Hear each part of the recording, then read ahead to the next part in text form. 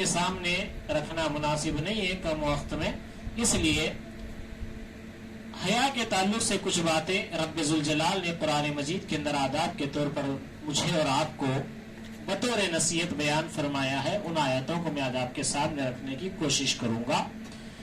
تو اللہ سبحانہ و تعالی سورہ اعراف کی آیت نمبر 28 میں فرماتا ہے وَإِذَا فَعَلُوا فَاحِشَةً قَالُوا وَجَدْنَا عَلَيْهَا آبَاءَنَا وَاللَّهُ أَمَرَنَا بِهَا قُلْ إِنَّ اللَّهَ لَا يَأْمُرُ بِالْفَحْشَاءِ أَتَقُولُونَ عَلَى اللَّهِ مَا لَا تَعْلَمُونَ۔ اللہ رب العالمین فرماتا ہے اور وہ لوگ جب کوئی فحش کام کرتے ہیں، برا کام کرتے ہیں، کہتے ہیں کہ ہم نے اپنے باپ دادا کو اسی طریقے پہ پایا ہے، اسی طریقے پر پایا ہے اور اللہ نے بھی ہم کو یہی بتایا ہے۔ آپ کہہ دیجئے کہ اللہ تعالیٰ فحش بات کی تعلیم نہیں دیتا، کہ اللہ کے ذمہ ایسی بات لگاتے ہو جس کی تم سند یا اس کا کوئی پروف تم نہیں رکھتے۔ تو اللہ رب العالمین سابقہ قوموں میں یا اس وقت بھی ہماری جہالت کی وجہ سے یہ باتیں ہوتی ہے معاشرے میں۔ کیا ہوتا ہے؟ اور وہ لوگ جب کوئی فحش کام کرتے ہیں، لوگوں سے کہا جاتا ہے کہ نکاح میں سنتی، نکاح جو ہے سنت ہے نبی کی، تو نکاح میں ایسے ویسے کام مت کرو۔ تو کوئی کھا پی کے ناچتا ہے، کوئی پی کے ناچتا ہے اور کہتا ہے کہ نہیں ہمارے بڑے بڑے ایسی کرتے ہیں، ہم لوگ یہ کرتے، یہ ہمارا طریقہ ہے۔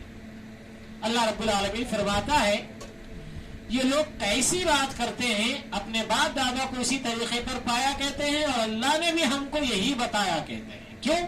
اس لیے کہ باپ دادا نے ان کو کبھی بتایا ہی نہیں کہ اللہ اس کے رسول کی یہ تعلیمات ہے، ہم یہ کر رہے ہیں، لیکن نہیں بتایا۔ اس لیے وہ لوگ کیا کہتے ہیں، اپنے باپ دادا کے طریقے کو لے کر اللہ نے بھی یہی بتایا ہوگا تبھی تو ہمارے بڑے کر رہے تھے یہ کام، نہیں تو چپکے کرتے کیا؟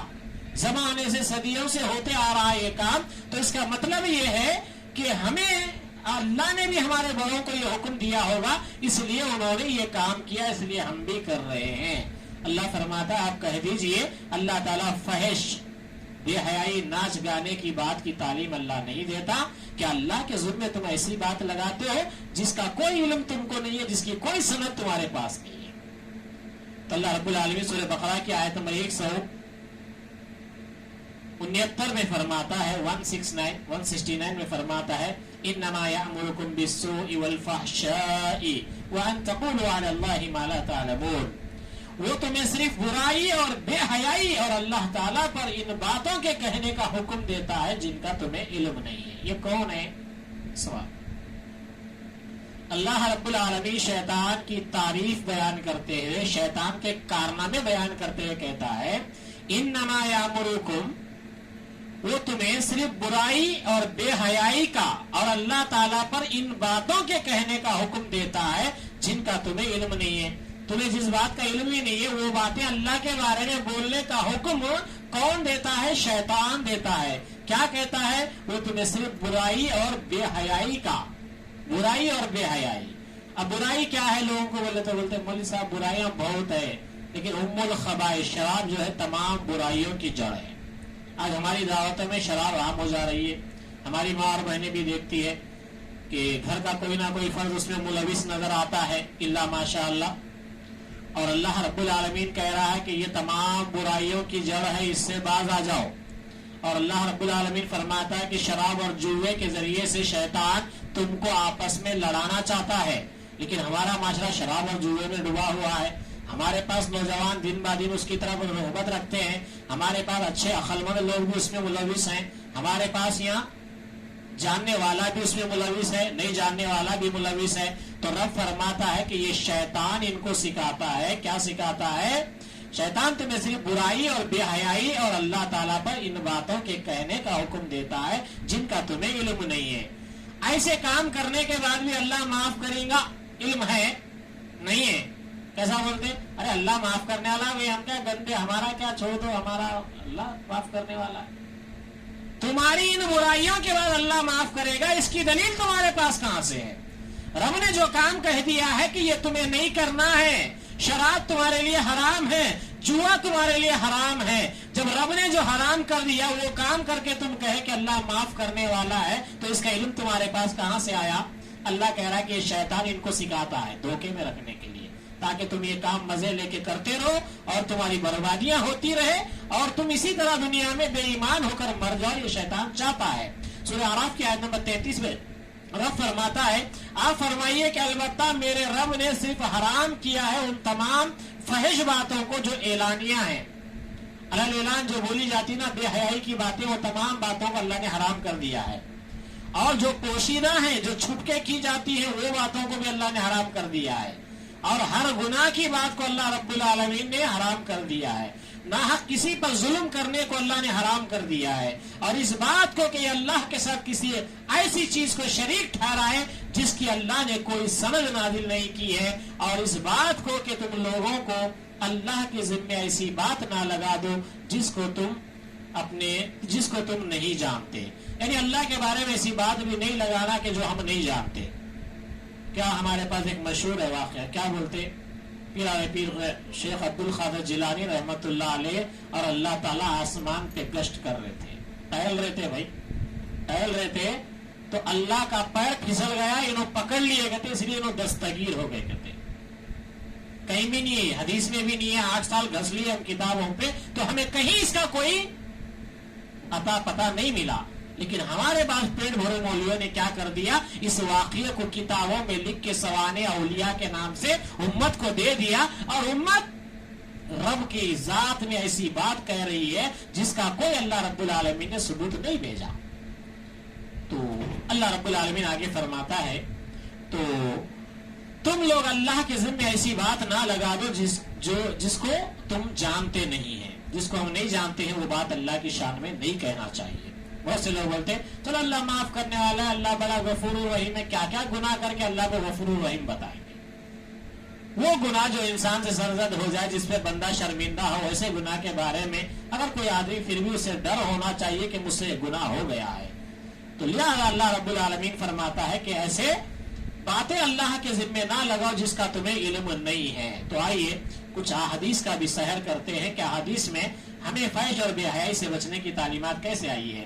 سیدنا انس بن مالک رضی اللہ تعالیٰ عنہ سے روایت ہے, وہ کہتے ہیں کہ اللہ کے رسول صلی اللہ علیہ وسلم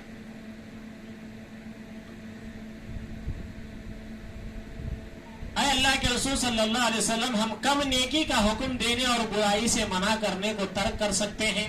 تو آپ صلی اللہ علیہ وسلم نے فرمایا, جب وہ امور دکھائی دینے لگے جو بنو اسرائیل میں نمودار ہوئے تھے, اور وہ یہ ہے کہ جب بے حیائی بڑوں میں اور بادشاہت چھوٹوں میں اور علم گھٹیا لوگوں میں آ جائے گا. یہ 3 کا. اللہ کے نبی صلی اللہ علیہ وسلم سے صحابہ نے پوچھا, یا رسول اللہ کیا ہم لوگ ایسے ہو جائیں گے کہ لوگوں کو برائی دیکھتے ہوئے ان کو نہیں روکیں گے, اچھائی کی طرف لوگوں کو نہیں بلائیں گے, کیا ایسا ہوگا؟ تو اللہ کے رسول صلی اللہ علیہ وسلم نے فرمایا, برائی سے منع کرنے کو ترک کر سکتے ہیں. آپ صلی اللہ علیہ وسلم نے فرمایا کہ جب وہ امور کا مطلب کام ہوتا ہے, جب وہ کام تم دیکھنے لگو گے جو بنو اسرائیل میں نمودار ہوئے تھے. وہ کیا کام تھے؟ یہ کہ جب بے حیائی بڑوں میں, بڑے بے حیائی میں آج ملوث, بڑے لوگوں کو آج ناچ گانوں میں انٹرسٹ آ رہا ہے, پوترا ناچتا تو دادا کے اندر جوانی آ رہی ہے, نواسا ناچ رہا ہے تو نانا کو کھجاوا ہو رہا ہے. تو یہ سارے مسائل کیا ہیں؟ یہ بے حیائی کی دعوت ہمارے بڑوں میں آ رہی ہے, یہ بے حیائی کے سمٹم ہمارے بڑوں میں آ رہے ہیں. تو اللہ کے نبی نے فرمایا بنی اسرائیل میں بھی ایسا ہی ہوا. جب یہ چیزیں تمہارے پاس نمودار ہو جائے تو تم سمجھ لو تم لوگوں کو برائی سے روکنا بند کر دو گے اور اچھائی کی طرف بلانا بند کر دو گے, تو تمہارے اندر یہ سمٹم آئیں گے. وہ کیا ہے؟ یہ نمونے تمہارے اندر آئیں گے. وہ یہ ہے کہ بڑوں کے اندر بے حیائی آ جائے گی, بادشاہت چھوٹوں میں آ جائے گی. ارے یہ بالش برکا نہیں MLA ہے, ارے انہیں ہمارے سامنے کا بچہ جی نے لیڈر ہو گیا. سن رہے نا؟ اور کیا نمونے چاہیے؟ اللہ رب العالمین, اللہ کے پیارے نبی صلی اللہ علیہ وسلم فرماتے ہیں چھوٹوں میں بادشاہت آ جائے گی.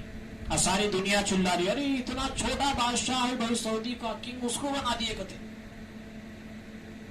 یہ پیشن گوئیاں ہیں جو نبی کریم صلی اللہ علیہ وسلم نے مجھے آپ کو دی ہے.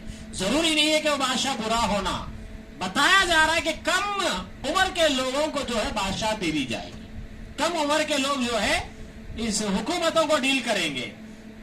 تیسرا یہ بتایا اللہ کے نبی صلی اللہ علیہ وسلم نے بے حیائی بڑوں میں آ جائے گی، بادشاہت چھوٹوں میں، اور علم گھٹیا لوگوں میں آ جائے گا۔ گھٹیا قسم کے جو لوگ ہیں ان کے پاس علم ہوگا۔ اب آپ اس کی مثال دیکھ لیجئے، قرآن کا حافظ ہے، قرآن ہے، کیا کر رہا ہوا؟ بولے تو بولتا نہیں میں جو ہے نا وہ ہمارے ایک حضرت ہیں، وہ حضرت کا دامن پکڑ کے چل رہا ہوں، فی الحال ان کے تعویذہ بن لیتے، ان کے پوڑیاں لوگوں کو بانٹ لیتے پھر رہو۔ یہ گھٹیا قسم کا کام نہیں ہے۔ نبی کی امت کا خاری اس کے لیے پیدا کیا گیا تھا، نبی کی امت کا یہ حافظ قرآن اس لیے بھی بنایا گیا تھا۔ آج یہ کام حفاظ کر رہے ہیں۔ بہت سے لوگ علم کے نام پر کیا کر رہے ہیں؟ علماء ہیں، ان کے پاس بے حیائی اور حیا کے کوئی دروازے باقی نہیں رہے ہیں۔ یہ لوگ بھی رقص کرنے میں شامل ہو رہے ہیں، یہ لوگ بھی ڈانس گانوں میں شامل ہو رہے ہیں۔ تو اللہ کے نبی صلی اللہ علیہ وسلم کی پیشن گوئی آج مجھے اور آپ کو نظر آ رہی ہے، اسی لیے مجھے اور آپ کو ڈرنے کی ضرورت ہے اللہ سے۔ اور اللہ کے نبی نے فرمایا علم گھٹیا لوگوں میں آ جائے گا۔ دیکھو چائے کی ہوٹل میں بیٹھ کے بڑے بڑے دن کے باتیں مارتے، کون سی مسجد میں کتنے نماز پڑھ رہے دیکھ لو، اب اندازہ چل جائے گا یہ کتنے گھٹیا لوگ ہیں جن کے پاس اتنا علم ہے۔ ایک جناب بولتا ارے میرے پاس اتنا علم ہے، بول صاحب بولو آپ میں سے بات کر کے مقابلہ کر کے بتاؤ بولتا۔ تو اللہ کے نبی صلی اللہ علیہ وسلم بتلا رہے ہیں کہ یہ بنو اسرائیل جس طرح تباہ ہوئے، ان کے اندر یہ برائیاں آ گئی تھی، ان کے بڑوں میں بے حیائی کے باتیں اور بے حیائی کے کام آ گئے تھے، اور ان کے چھوٹے بچے بادشاہ بن جا رہے تھے، اور علم گھٹیا لوگوں میں آ گیا۔ مسند احمد کی یہ روایت ہے۔ ایک اور حدیث آپ سن لیجئے، ام دردہ رضی اللہ تعالی عنہا سے مروی ہے، کہتی ہیں کہ ایک روز رسول اللہ صلی اللہ علیہ وسلم ان سے ملے اور فرمایا ام دردہ تم کہاں سے آئی ہو؟ انہوں نے کہا حمام سے۔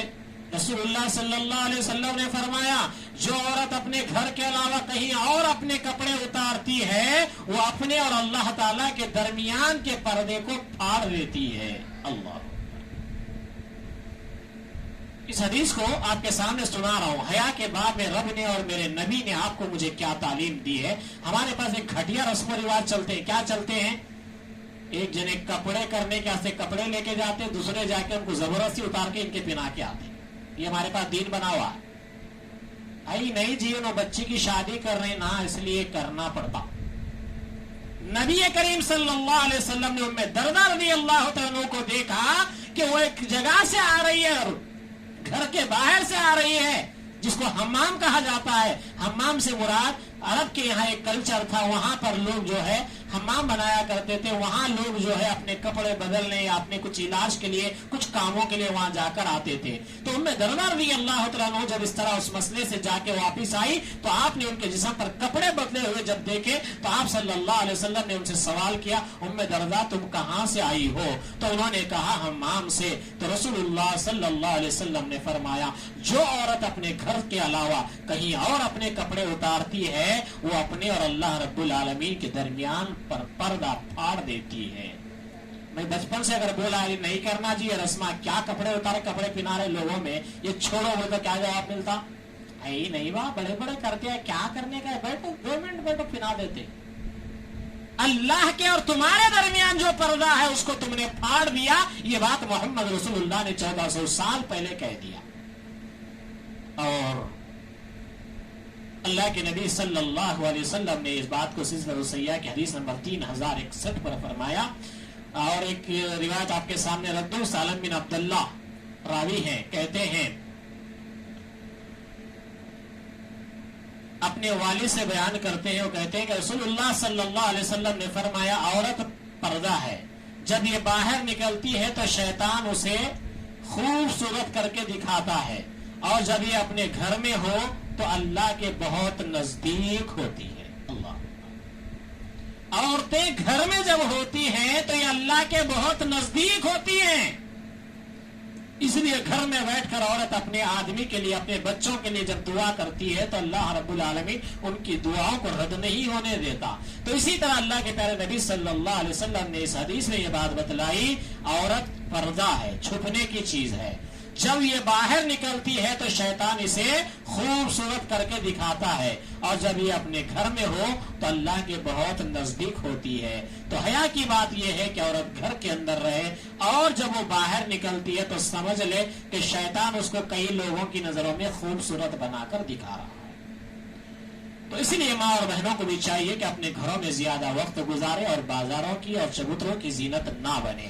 سورہ نور کی آیت نمبر 19 میں رب فرماتا ہے جو لوگ مسلمانوں میں بے حیائی پھیلانے کے آرزو مند رہتے ہیں ان کے لیے دنیا اور آخرت میں دردناک عذاب ہے، اللہ سب کچھ جانتا ہے اور تم کچھ بھی نہیں جانتے۔ اللہ۔ سورہ مومنون کے اندر رب ذوالجلال کہہ رہا ہے کہ جو لوگ مسلمانوں میں بے حیائی پھیلانے کے آرزو مند رہتے ہیں، مسلمانوں میں بے حیائی کون پھیلا رہا ہے؟